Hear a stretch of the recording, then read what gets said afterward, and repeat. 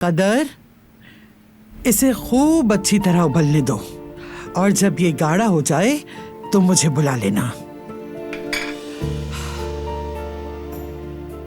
आज रात हर इंतजाम बेहतरीन होना चाहिए।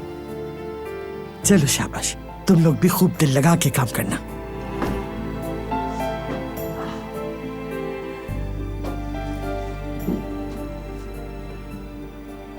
तुम देख रही हो ना, नेकी कभी भी रायगा नहीं जाती। आजाद साहिबा सबसे बड़ी दुश्मन थी दिलान की, और देखो आज उसे खुश करने के लिए कितनी मेहनत कर रही हैं। बिल्कुल अम्मी, यानी मैं तो अभी तक बेगम साहिबा के इस नए रूप को समझ ही नहीं पाई, लेकिन दिलान तो किसी नापसंदीदा इंसान के लिए भी कुछ नहीं कहती। दिलान इस घर में सबके लिए बाइसे रहमत है। उसने नामुमकिन को मुमकिन बना दिया, मगर जब से वो घर वापस आई है उसका बर्ताव कुछ अजीब सा है। मुझे समझ नहीं आ रहा ऐसा क्या हुआ है उसके साथ। जाहिर है उसने मुश्किल वक्त गुजारा है। शादी के दिन अगवा हो गई और इसके अलावा महीनों घर से भी दूर रही।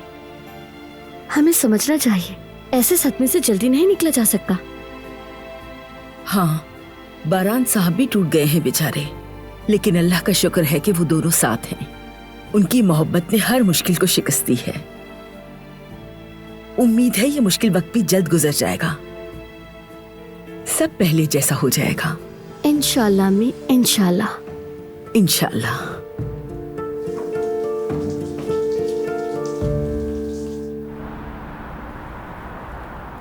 आपके मतलूबा नंबर से इस वक्त राब्ता मुमकिन नहीं, बराए मेहरबानी।